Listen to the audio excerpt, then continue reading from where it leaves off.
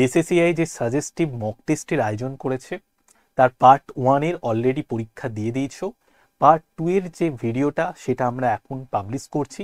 তো এই পার্ট 2 যে মক টেস্টটা ছিল সাজেস্টিভ মক টেস্ট, সেই মক টেস্টে যে কোশ্চেনগুলো আমরা তোমাদেরকে দিয়েছিলাম সেই কোশ্চেনগুলোর সঠিক উত্তর অ্যানালাইসিস করে আমরা এই ভিডিওটা তোমাদেরকে দেব।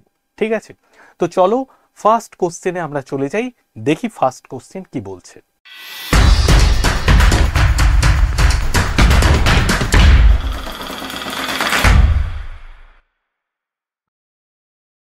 তো ফার্স্ট কোশ্চেন দেখো, ভারতের উপকূল রেখার দৈর্ঘ্য প্রায় কত কিলোমিটার? 5900, 6100, 7000, 7500। তো ভারতবর্ষের যে উপকূল রেখা আছে সেই উপকূল রেখার দৈর্ঘ্য কত কিলোমিটার? প্রায় 7500 কিলোমিটার। 7500 কিলোমিটার হয়ে যাবে আমাদের সঠিক অ্যান্সার। ওকে, তো 7500 কিলোমিটার হয়ে যাবে আমাদের সঠিক অ্যান্সার। ভারতবর্ষের উপকূল রেখার দৈর্ঘ্য 7500 কিলোমিটার। আর ভারতবর্ষের সীমান্ত রেখার দৈর্ঘ্য কত? ভারতবর্ষের সীমান্ত রেখার দৈর্ঘ্য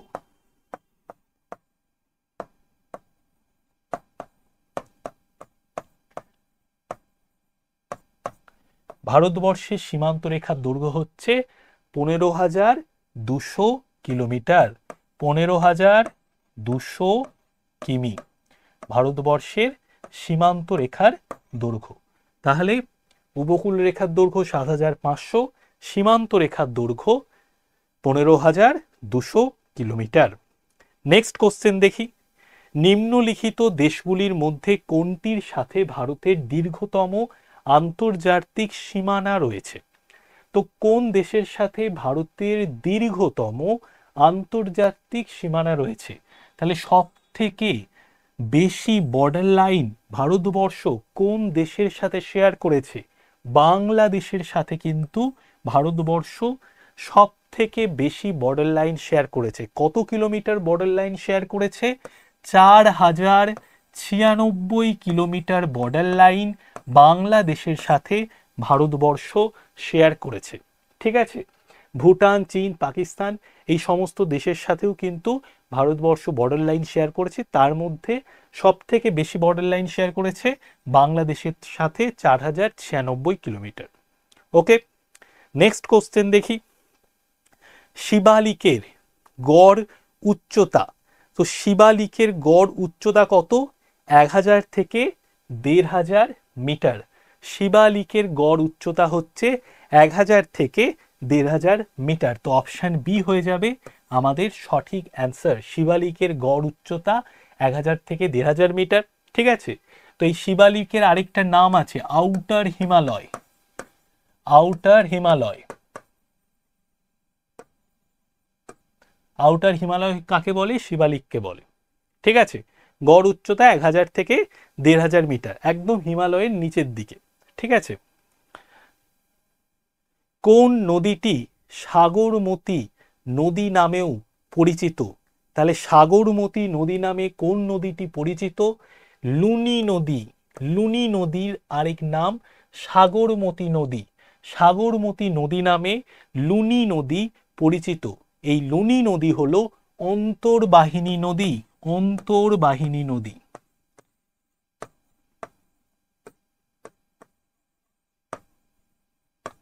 অন্তর্বাহিনী নদী, এই লুনি নদী হলো একটি অন্তর্বাহিনী নদী। ওকে, চলো নেক্সট কোশ্চেন দেখি, তিস্তার একটি উপনদী। তিস্তা কোন নদীর উপনদী? তিস্তা নদীটি কোন নদীর উপনদী? গঙ্গা, ব্রহ্মপুত্র, গোদাবরী, চম্বল।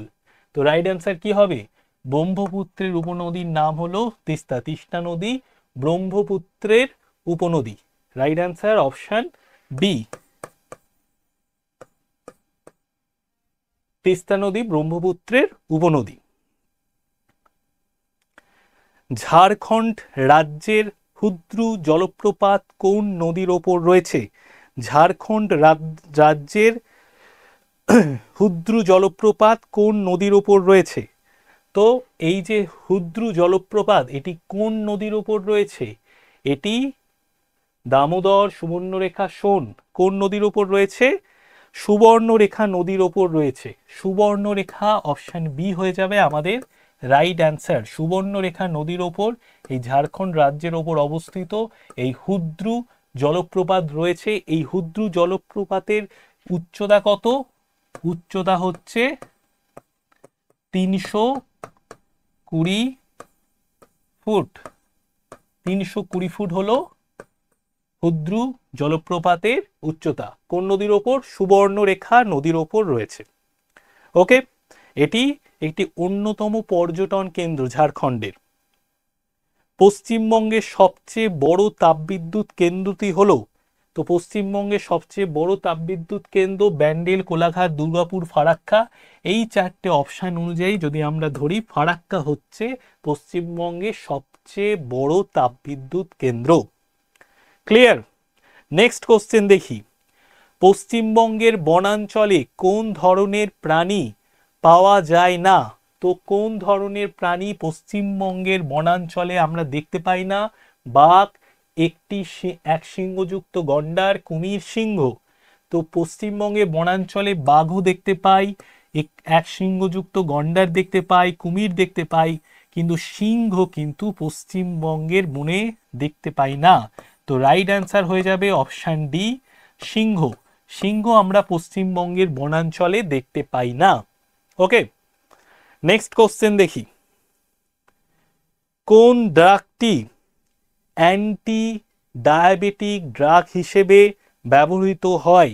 তো কোন ড্রাগটি অ্যান্টি ডায়াবেটিক ড্রাগ হিসেবে ব্যবহৃত হয়? মেটামরফিন, ঠিক আছে, মেটফর্মিন যে ড্রাগটা, এটা অ্যান্টি ডায়াবেটিক ড্রাগ হিসেবে ব্যবহৃত হয়। ঠিক আছে, ডায়াবেটিস প্রতিরোধ করার জন্য অপশন এ মেটফর্মিন এই ড্রাগটা অ্যান্টি ডায়াবেটিক ড্রাগ হিসেবে ব্যবহৃত হয়। Next question.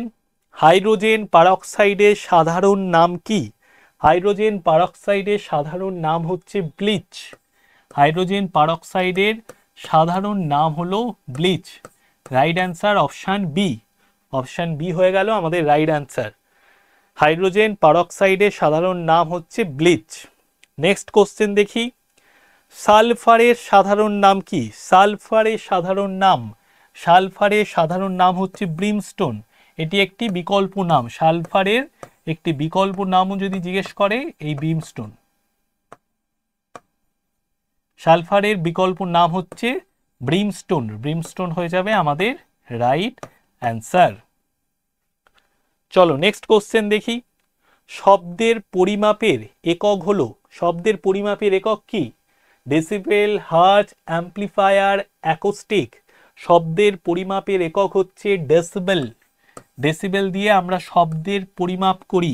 ঠিক আছে, শব্দের তীব্রতা কত সেটা জানার জন্য আমরা ডেসিবেল ইউজ করি। ঠিক আছে, শব্দের তীব্রতা পরিমাপের একক হচ্ছে ডেসিবেল। ওকে, চলো নেক্সট কোশ্চেন দেখি। বাতাসের বেগ পরিমাপের যন্ত্রকে কি যন্ত্র বলে? বাতাসের বেগ পরিমাপের যন্ত্রকে বলে অ্যানিমোমিটার। বাতাসের বেগ পরিমাপের যন্ত্রকে বলে অ্যানিমোমিটার। এই অ্যানিমোমিটার যন্ত্রের মাধ্যমে আমরা বাতাসের গতিকে পরিমাপ করতে পারি। বাতাসের গতি পরিমাপক যন্ত্রের নাম হলো, বাতাসের গতি পরিমাপক যন্ত্রের নাম অ্যানিমোমিটার। ঠিক আছে, অপশন বি হয়ে যাবে আমাদের রাইট অ্যান্সার। বাতাসের বেগ পরিমাপের যন্ত্রকে বলা হয় অ্যানিমোমিটার। নেক্সট কোশ্চেন দেখি। নিচের কোন রাশিটি স্কেলার রাশি? স্কেলার রাশি কাকে বলে? যে রাশির মান আছে কিন্তু দিক বা অভিমুখ নেই তাকে আমরা বলি স্কেলার রাশি। আর যে রাশির মান এবং অভিমুখ দুটোই আছে তাকে আমরা বলি ভেক্টর রাশি। তাহলে স্কেলার রাশির মান আছে কিন্তু দিক বা অভিমুখ নেই,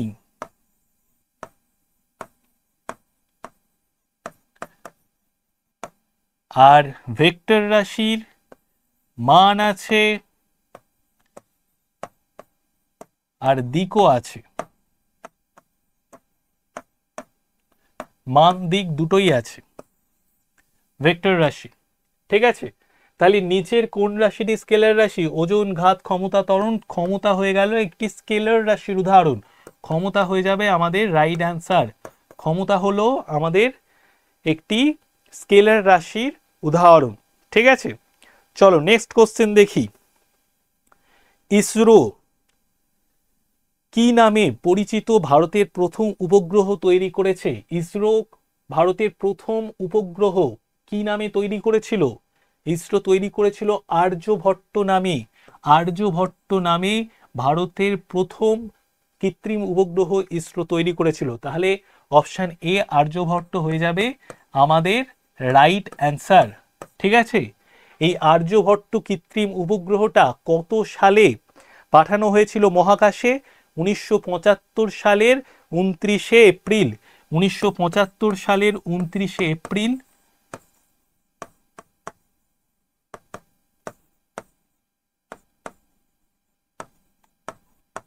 মহাকাশে পাঠানো হয়েছিল।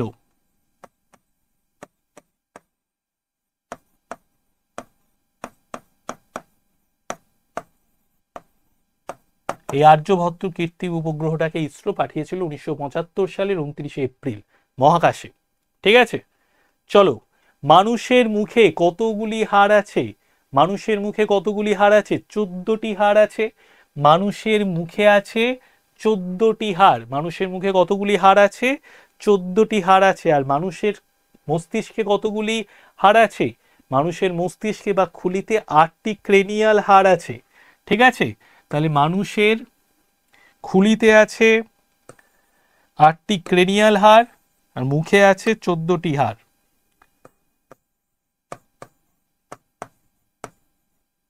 ক্রেনিয়াল হাড় আছে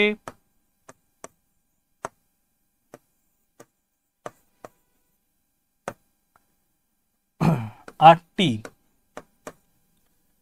খুলিতে মানে মস্তিষ্কে,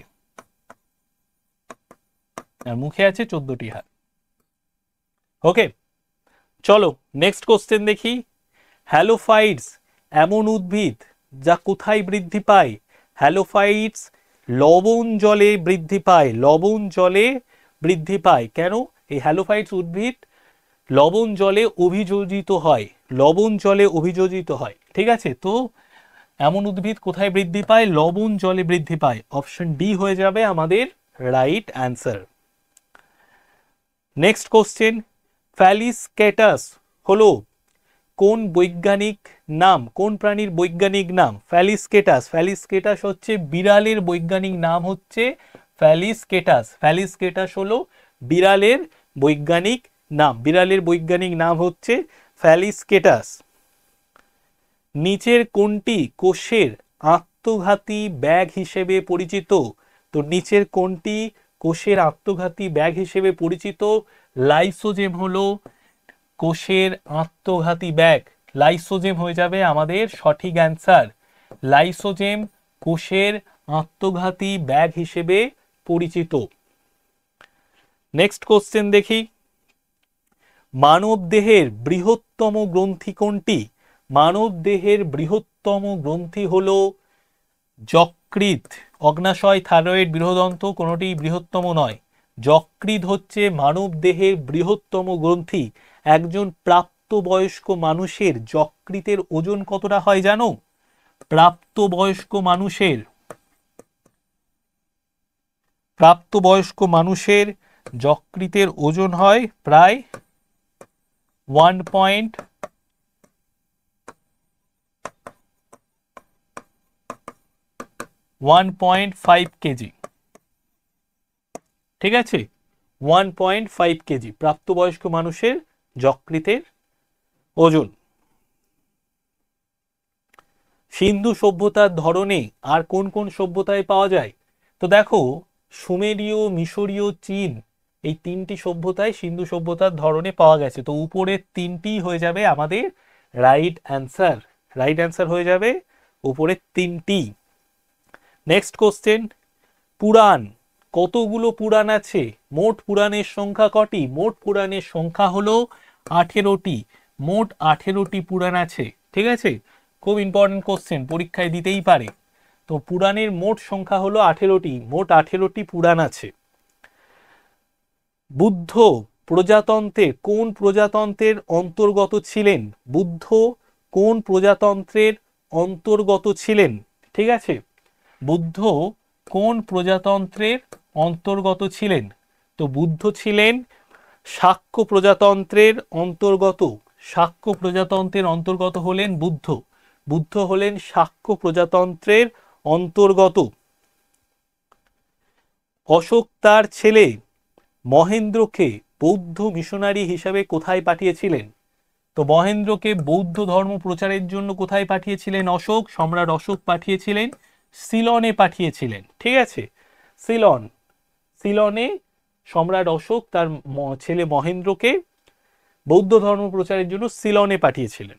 অপশন এ সিলন হয়ে যাবে আমাদের রাইট অ্যান্সার। বুদ্ধ যেখানে জ্ঞান লাভ করেছিলেন সেই জায়গাটি হলো, তো বুদ্ধ কোথায় জ্ঞান লাভ করেছিলেন সেই জায়গাটিকে কোন জায়গা বলা হয়? বুদ্ধ যে জায়গাটায় জ্ঞান লাভ করেছিলেন সেই জায়গাটা হচ্ছে বুদ্ধগয়। এটা কোথায় অবস্থিত? এটা বর্তমান বিহারে আছে। ঠিক আছে, বিহারে অবস্থিত।